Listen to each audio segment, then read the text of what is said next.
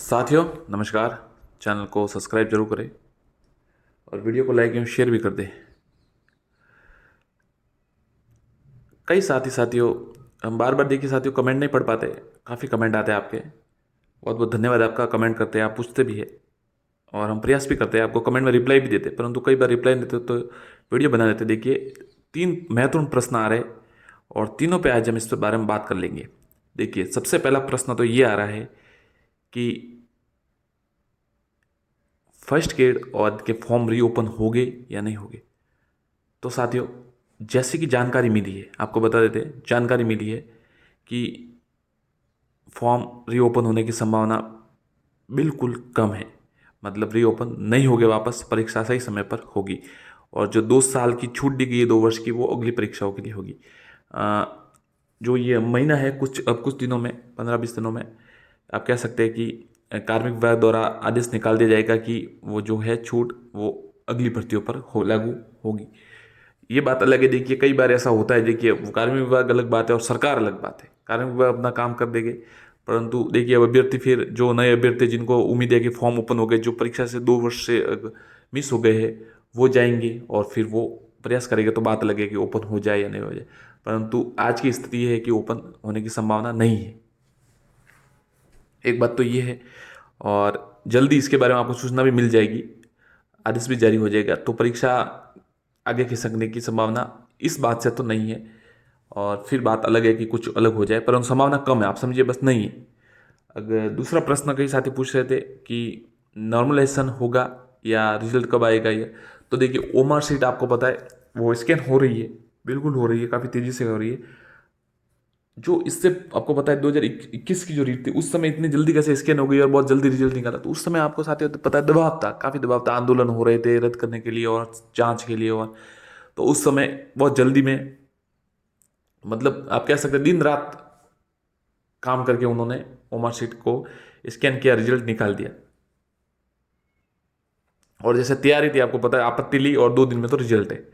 परंतु अब की बार जैसे वो अपने तरीके से कर रहे हैं ना, तो बिल्कुल पेपर सही तरीके से हुआ है। जो आपको पता है, जो कुछ लड़के ने एक वायरल कर दिया था, उसने तो मजाक में कर दिया होगा, पता नहीं किस, उसको नकल का तो समाधान संभव ही नहीं था। अब उसको परीक्षा के बाद क्या नकल करे, परंतु उस बेवकूफ़ी उसने कर दी। अब वो उस पर नए नकल का केस लगा दिया, जो नए नकल में जो कानून बना है उसके आधार पर, तो उसको तो बहुत समस्या हो गई है। चलिए वो बात अलग है, ऐसा नहीं करना चाहिए किसी को भी, जबरदस्त कोशिश नहीं करनी चाहिए हीरो बनने की या किसी प्रकार से भी। तो उन्होंने ये गलत कर दिया अभ्यर्थी, वो पछता रहा होगा अभ्यर्थी। तो देखिए अब ऐसा कुछ मामला है नहीं नकल का, तो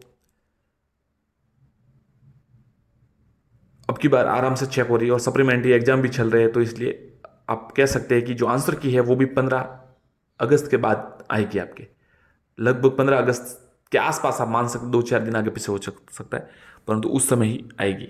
तो एक तो बात ये रही और आंसर की आएगी। रिजल्ट साथियों जो पूछ रहे हैं रिजल्ट कब, तो रिजल्ट आपका 20 सितंबर से, मतलब आप कह सकते हैं 15 से 20 सितंबर के मध्य आ जाएगा। और नॉर्मलाइजेशन होने की संभावना भी कम लग रही है, नॉर्मलाइजेशन नहीं होने की संभावना ज़्यादा लग रही है। बिल्कुल नॉर्मलाइजेशन नहीं मतलब ऐसी आपको पता है जानकारी मिलती रहती है। तो नॉर्मलाइजेशन अभी तो कुछ इस हालात में तो नॉर्मलाइजेशन की संभावना नहीं लग रही है। ये बात अलग है, आंसर क्या है। फिर अभ्यर्थी देखिए, वो 23 के अभ्यर्थी है, वो 24 के जो अभ्यर्थी है जिनको कठिन लगा, वो सभी कह रहे हैं अब हमारा कठिन है। तो अगर नॉर्मलाइजेशन हो तो अलग बात है। अब तो देखिए ये बात तो तय है कि अगर नॉर्मलाइजेशन नहीं किया तो उस पर ये याचिका लग जाएगी और फिर हो सकता है कोर्ट से आदेश आए नॉर्मलाइजेशन करने का, या फिर वो स्वयं कर दे। तो किस, जैसे पटवार में भी पहले नहीं कर रहे थे, परंतु बाद में याचिका लगी और फिर याचिका पर सुनवाई तो हुई नहीं थी, उससे पहले ही उन्होंने कर दिया। याचिका लगी 6 तारीख को शायद, और 2 तारीख बाद में आदेश आ गया कि हम तो नॉर्मलाइजेशन कर रहे हैं। तो देखिए ऐसा इस प्रकार से पहले उन्होंने भी नहीं किया था, अब ये भी हो सकता है नहीं करे। बोर्ड की उनका विचार है, उनकी अपनी शक्ति है उनके पास, और फिर अभ्यर्थी अपना प्रयास करेंगे, वो याचिका लगा देंगे, तो फिर मामला चलेगा और फिर उस पर कुछ होगा। तो देखिए थोड़ी संभावना कम है अभी नॉर्मलाइजेशन नहीं होने की, माफ़ कीजिए होने की, मतलब नहीं हो सकता।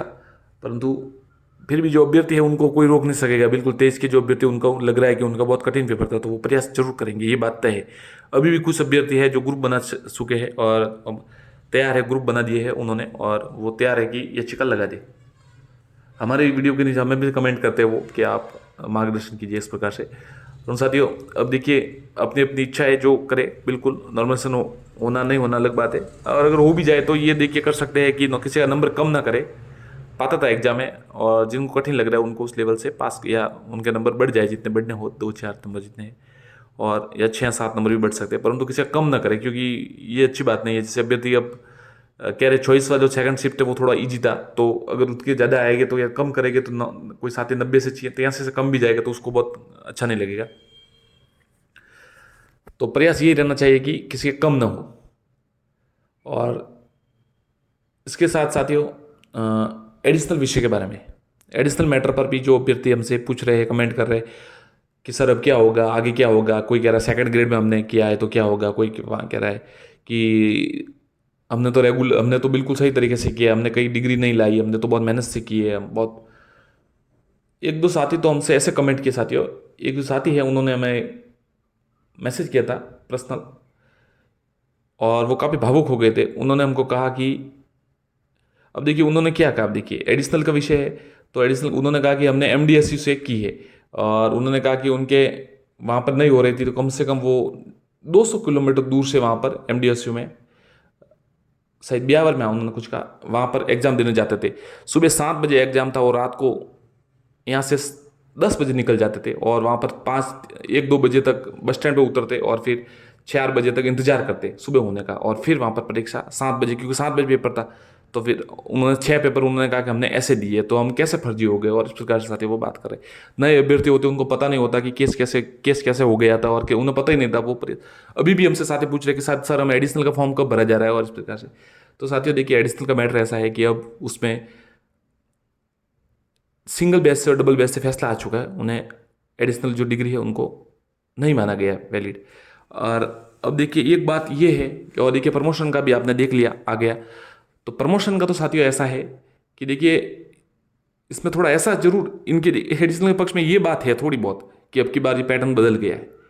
जो थर्ड ग्रेड का और जो सेकंड ग्रेड का तो पहले भी ऐसे होता था, मतलब पूरा इंग्लिश पास करनी होती है आपको, 150 प्रश्न आपको पास करने होते हैं, और इसमें भी 60 प्रश्न हो गए पूरे इंग्लिश के, मतलब पूरा सब्जेक्ट। अगर जो आरबीएससी क्लियर कर दे, जो बोर्ड की जो एग्जाम है उनको क्लियर कर दे, तो फिर आप उनकी योग्यता को कैसे नज़रअंदाज कर सकते हैं। तो ये उनके लिए पक्ष में हो सकता है, क्योंकि जो अभ्यर्थी जिन्होंने लगाई है, जो दोस्त थे नॉन एडिशनल वाले अभ्यर्थी है, उन्होंने जो उस टाइम लगाई थी, उनका यही तर्क था कि 30 नंबर पे वो कैसे, 30 नंबर उन्होंने पढ़ी नहीं, और 30 नंबर इंग्लिश के, बाकी नंबर तो एसएसटी या साइंस के होते।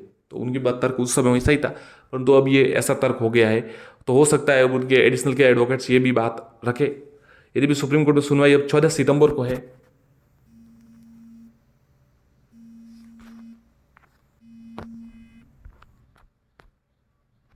तो साथियों 14 सितंबर को है, और उसमें ये पता चल जाएगा कि एडिशनल को शामिल किया जाता है या नहीं किया जाता।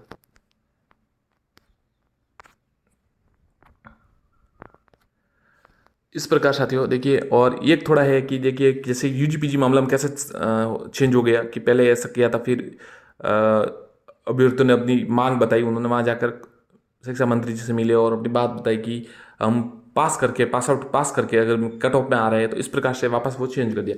एडिशनल जो अभ्यर्थी है उनके लिए देखिए, अब जो अभ्यर्थी हमसे पूछ रहे सर क्या है, तो देखिए दोस्तों ये बात है, आप जो बोले नॉन एडिशनल हो एडिशनल हो, कोर्ट के ऊपर कोई नहीं है, और सुप्रीम कोर्ट से जो फैसला आएगा वो आप दोनों को स्वीकार करना ही पड़ेगा, भले कोई भी हो, एडिशनल के पक्ष साथी हो या नॉन एडिशनल के साथी हो।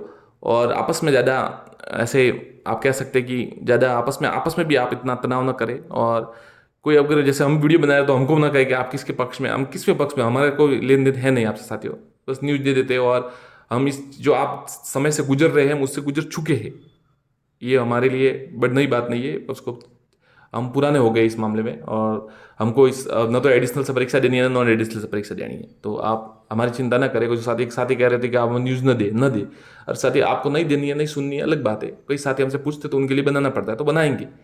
और जो साथी है एडिशनल के और नॉन एडिशनल आपस में तनाव न ले और अपने अपना प्रयास करे। और तो देखिए, और जो भी बात है ये है कि हो सकता है कि सीधी भर्ती में, अगर आप हमसे पूछिए कि सीधी भर्ती में क्या इंग्लिश का, तो सीधी भर्ती में इंग्लिश का लेवल जो सिलेबस आएगा ना, आपको पता है साथियों, 1 नंबर का सिलेबस आएगा, बहुत ही हाई लेवल का आएगा, उच्च क्वालिटी का आएगा। तो ज़्यादा उसमें जो टॉप लड़के होंगे जिन्होंने सही तरीके से इंग्लिश पढ़ी होगी, या भले जो भी जिस सब्जेक्ट में महारत हासिल होगी, तभी वो सिलेक्शन होगा। आप सोचते हैं कि भले एडिशनल किया हुआ है या भले जो ग्रेजुएशन किया हुआ अभ्यर्थी अगर वो सही तरीके से न पढ़ा होगा तो उसमें सिलेक्शन संभव नहीं है। इसलिए साथियों आपस में इतना न करें और कोशिश करें कि आप तैयारी करें, तैयारी करें भले किसी भी सब्जेक्ट से हो, तैयारी करें बस, क्योंकि समय कम है तो आप तैयारी करते रहिए। नौकरी इंपॉर्टेंट है, आप ऐसा नहीं करें कि कौन किससे प्राप्त हो रहा है, कि दूसरों की तो ज़्यादा देखने की जरूरत नहीं है। आप अपना सीधी लाइन में चलिए, अपना प्रयास कीजिए। आपस में आप जब उलझ जाएंगे तो ध्यान भटक जाता है और फिर समस्या होती है। तो इसलिए आप प्रयास कीजिए कि बस अपना काम कीजिए और पुरुषार्थ कीजिए, प्रयास कीजिए और मेहनत कीजिए, बस यही है। और नॉन एडिशनल एडल्ट के लिए यही, दोनों के लिए, आप साथियों के लिए यही न्यूज है कि देखिए सीधी बात है कि उन्हें यहाँ प्रमोशन में शामिल नहीं किया जा रहा है। और जो ये भी बात आपको बता दूं कि प्रमोशन के जो एडिशनल के जो साथी है, जो टीचर लगे हुए हैं और प्रमोशन में जिनका नाम कट रहा है, वो भी इसके लिए याचिका लगा रहे हैं और स्टे लेने का प्रयास कर रहे हैं। ये भी आपके लिए न्यूज है। ठीक है साथियों, धन्यवाद। और कोई प्रश्न हो तो जरूर पूछें, हम पूरा प्रयास करें आपको अच्छी तरह से समझाने का।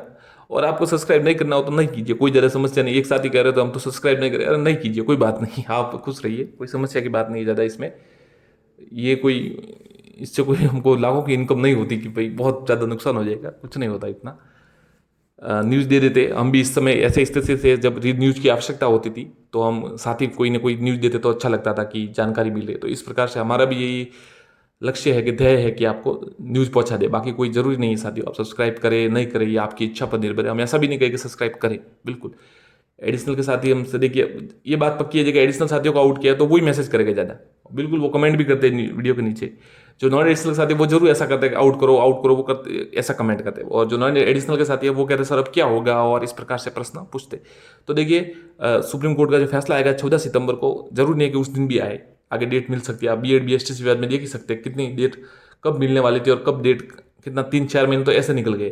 तो उसमें भी हो सकता है कि समय लग सकता है आपके। तो आप इसमें चिंतित ना हो, उसमें समय लग, आप अपनी तैयारी कीजिए।